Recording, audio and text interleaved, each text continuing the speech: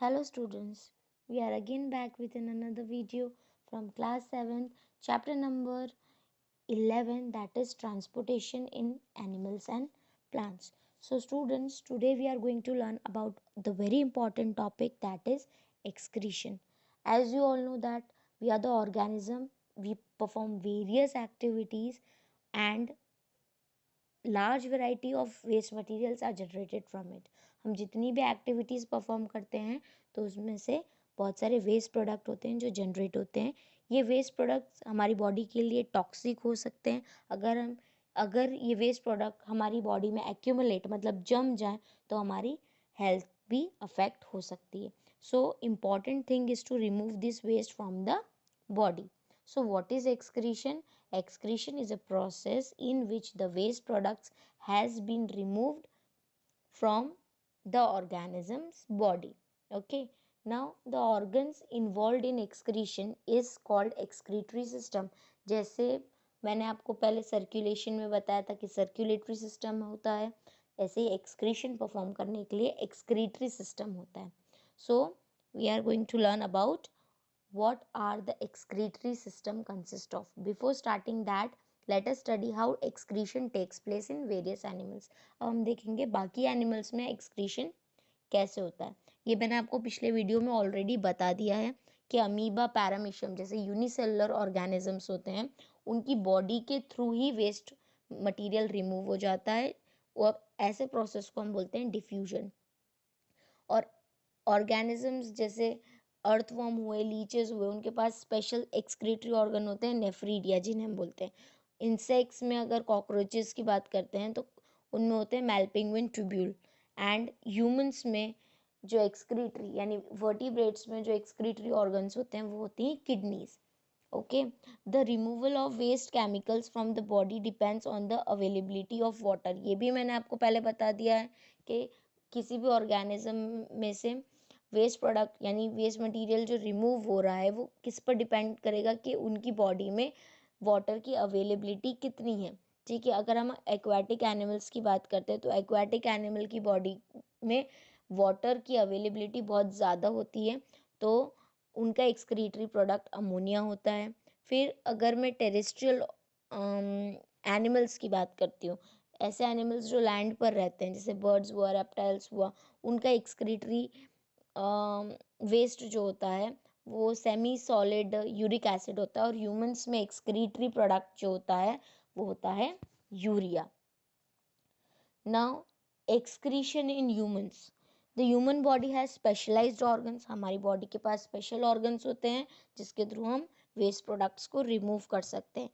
These organs are large intestines, lungs, skin and kidney. चार हमारे organs है, large intestine, lungs, skin and kidney, जिसके through हम waste product को remove कर सकते हैं.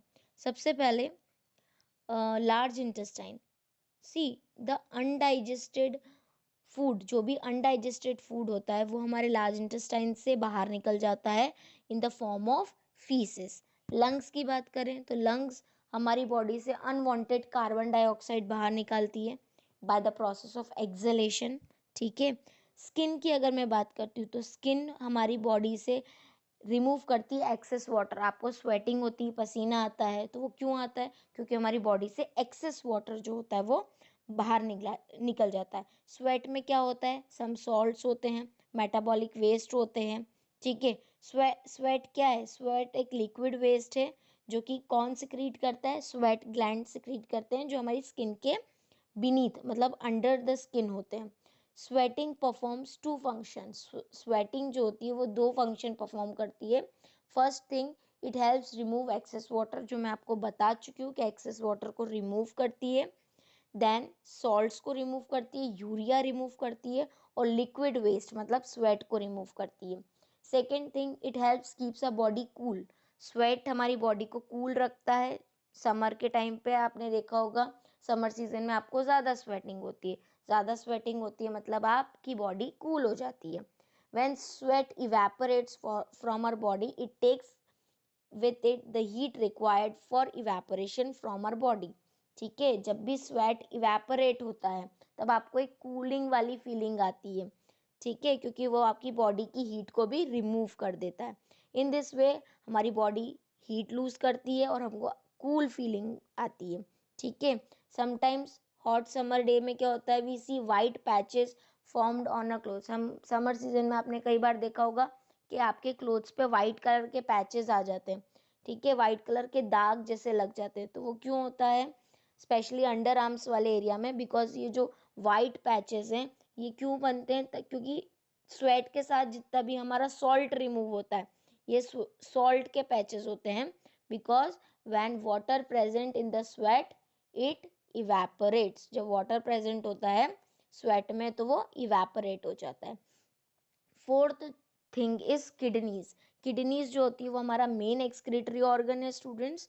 ये हमको यूरिया, वेस्ट सॉल्ट और एक्सेस वाटर रिमूव करने में हेल्प करती है in the form of urine. Okay, अब excretory system in humans we are going to learn. Excretory system humans का जो होता है उसमें 4 मेन पार्ट्स होते हैं, kidneys, urinary bladder, ureter and urethra. One by one we are going to learn the each part. Okay, यहाँ पे आपको डायग्राम में आपको एक बार जूम करके बता देती हूँ। पिंक कलर का जो स्ट्रक्चर है वो है आपकी किडनीज।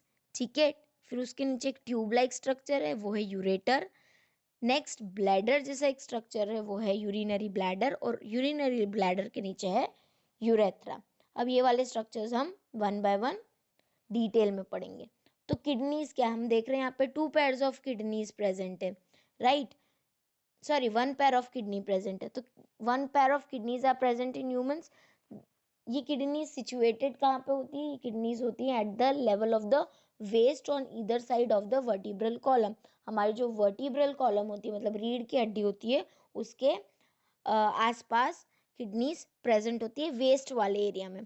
किडनीज जो होती है वो ब्रिक रेड कलर की होती है और बीन शेप्ड की होती है। यहाँ पे आपको स्ट्रक्चर में दिख रहा होगा, ब्रिक रेड कलर की है और बीन शेप्ड की होती है। ठीक है, each kidney contains large number of coiled tubes. अब जो किडनीज होती है उसके अंदर छोटे छोटे कॉइल लाइक स्ट्रक्चर होते हैं जिसको हम बोलते हैं नेफ्रॉन्स। नेफ्रॉन्स हमारी बॉडी में फिल्टर्स का काम करते हैं। ठीक है, when blood reaches the 2 kidneys, जब भी ब्लड किडनीज तक पहुंचता है it contain both useful and harmful substance. दोनों सब्सटेंस होते हैं ब्लड में। ठीक है, यूजफुल भी होते हैं और हार्मफुल भी होते हैं।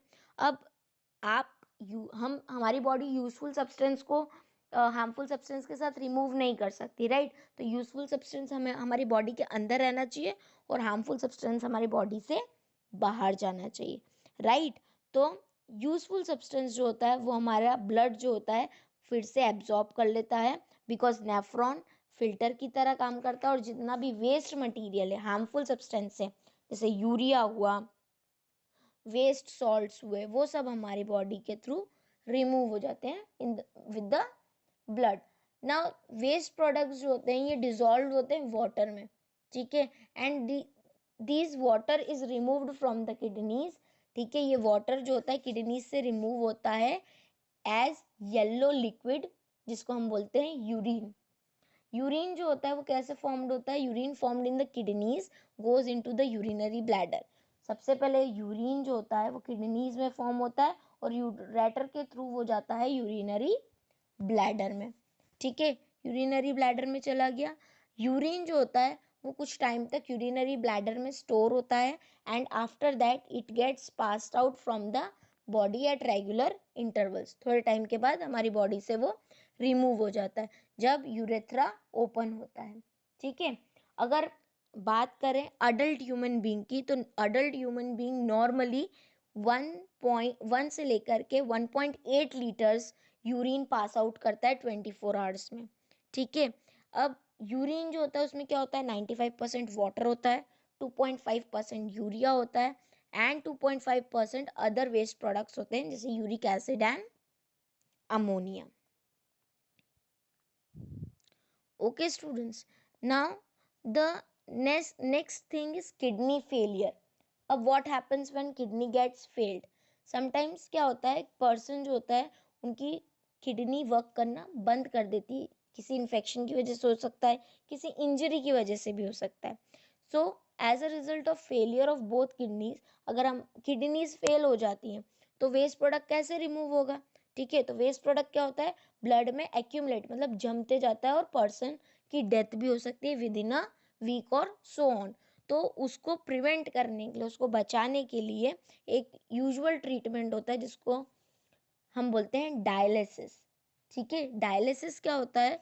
Process of cleaning the blood of a person by separating the toxic waste product using dialysis machine. एक डायलिसिस मशीन आती है जिसके थ्रू पर्सन का जितना भी ब्लड, उसके ब्लड में जितना भी वेस्ट प्रोडक्ट है यानी टॉक्सिक सब्सटेंस है उसको रिमूव कर दिया जाता है। ठीक है, now the next thing is transportation in plants or transport of a substance in plants. Students we have learn in chapter number 1, हमने चैप्टर नंबर 1 में क्या पढ़ा है कि ग्रीन लीव्स जो होती हैं वो बहुत यूजफुल होती हैं एनर्जी के लिए। ठीक है, ताकि वो फोटोसिंथेसिस कर पाए using water and carbon dioxide. So now we have learn that every cell of organism, हर एक सेल को एनर्जी की नीड होती है ताकि वो अपना लाइफ फंक्शन परफॉर्म कर सके, जिसमें फूड जो होता है वो बेसिक सोर्स है एनर्जी का। नाउ एवरी सेल, हर एक सेल ऑर्गेनिज्म का उसको फूड की ज़रूरत होती है ताकि उसको एनर्जी मिल सके। अब वो फूड कैसे यूटिलाइज करता है? जो ग्लूकोज होता है वो ब्रेक डाउन होता है, so plants need transport system. तो प्लांट्स को भी ट्रांसपोर्ट सिस्टम की ज़रूरत पड़ती है। ठीक है, क्यों ज़रूरत पड़ती है? Now water and minerals absorb by the roots up to the leaves. ठीक है, अब जो भी वाटर होता है, वाटर का, प्लांट्स को वाटर कहाँ से मिलता है? उनके रूट्स से मिलता है। तो रूट्स में जो वाटर और मिनरल्स होता है वो कहाँ ट्रांसपोर्ट होता है? पूरे प्लांट में ट्रांसपोर्ट होगा, राइट। दूसरी चीज़, फूड कहाँ पे बनता है? फूड बनता है लीव्स में। ठीक है, अब फूड जब लीव्स में बनता है तो उसको भी ट्रांसपोर्ट करने की ज़रूरत है पूरे प्लांट में, right. So the transport system जो होता है प्लांट में उसको हम बोलते हैं वैस्कुलर सिस्टम, जो कि दो लॉन्ग ट्यूब्स या वेसल्स का बना हुआ होता है जिसको बोलते हैं xylem and phloem. Okay, xylem और फ्लोएम एक ऐसे वेसल्स हैं which are present in all parts of the plants. Plant के हर एक पार्ट में जाइलम और फ्लोएम प्रेजेंट होते हैं। ठीक है, जैसे roots, stem, branches etcetera. Now we are going to study the vascular system of plants. Vascular system of plant क्या है? मतलब जो ट्रांसपोर्टेशन सिस्टम है प्लांट का उसी को वैस्कुलर सिस्टम बोल रहे हैं, जिसमें दो मेन टिश्यूज आते हैं, xylem and phloem. First thing is absorption of water and minerals by root hair. ठीक है,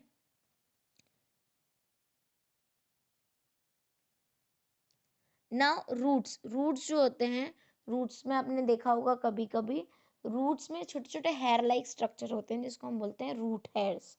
root hairs are in contact with the water and minerals. Root hair जो होते हैं वो वाटर और मिनरल्स के कांटेक्ट में होते हैं जो कि सॉइल में प्रेजेंट होते हैं। वाटर और मिनरल्स जो होते हैं they are absorb by the root hair. Root hairs क्या करते हैं? वाटर और मिनरल को सॉइल में से एब्जॉर्ब कर लेते हैं। ठीक है, अब एक प्लांट में बहुत सारे छोटे छोटे फाइन रूट हेयर्स होते हैं, वो क्या करते हैं?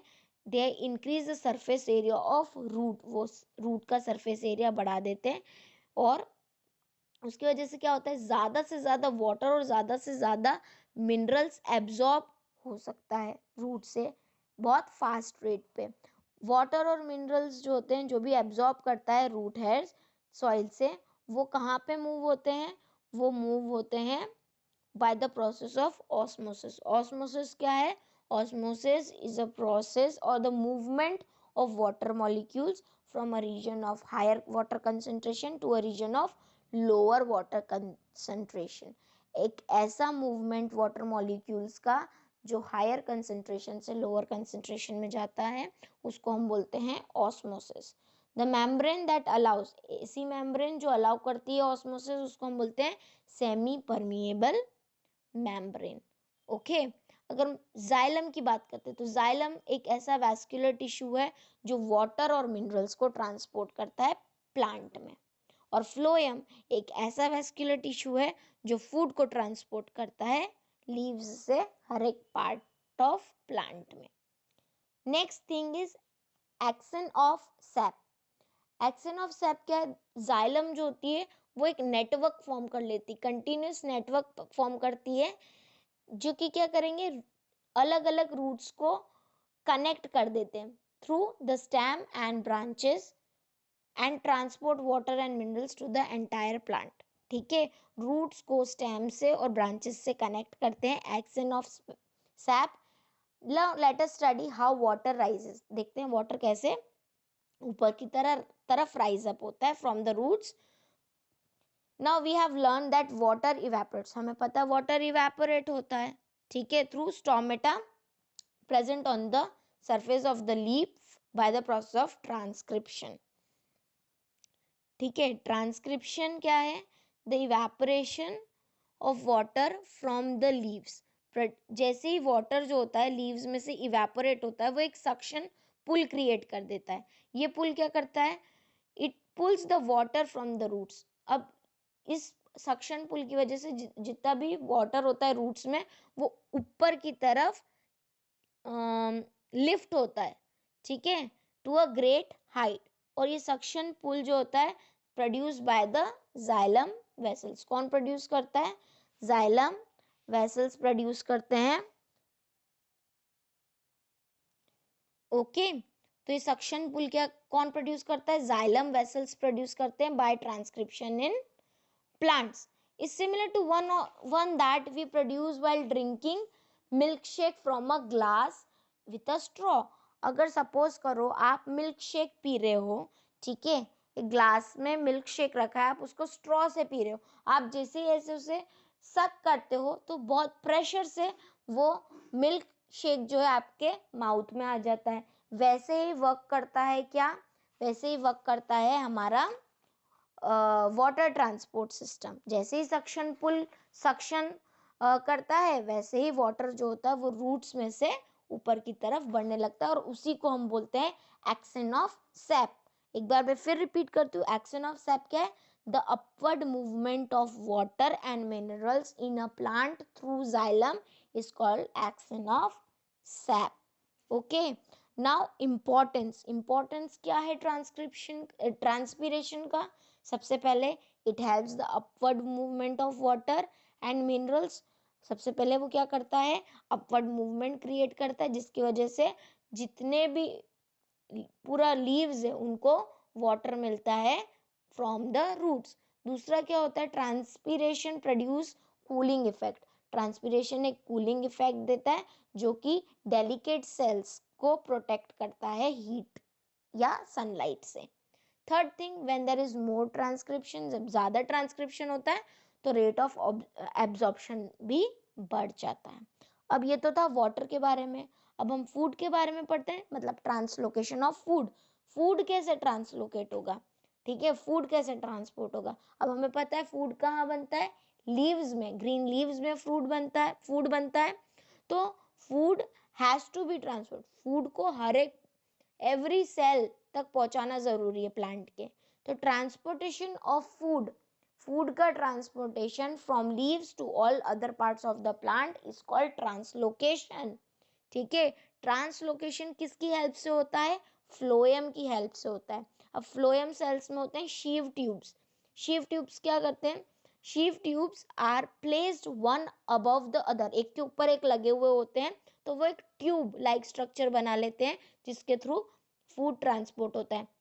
Now like xylem and phloem forms a continuous network. अब जाइलम और फ्लोएम साथ मिलकर एक कंटिन्यूस नेटवर्क बना लेते हैं, जो कि क्या करता है? लीव्स को कनेक्ट करता है different parts of the plant से। नाउ थ्रू फ्लोएम के थ्रू जितना भी प्रिपेयर्ड फूड होता है लीव्स में से हर एक पार्ट में चले जाता है प्लांट के, जैसे roots, stems, fruits, seeds and flowers. Okay students, so here your chapter has been ended. आपको कोई भी डाउट होता है तो आप कमेंट सेक्शन में लिख सकते हैं, and keep learning and keep watching the video. Thank you so much.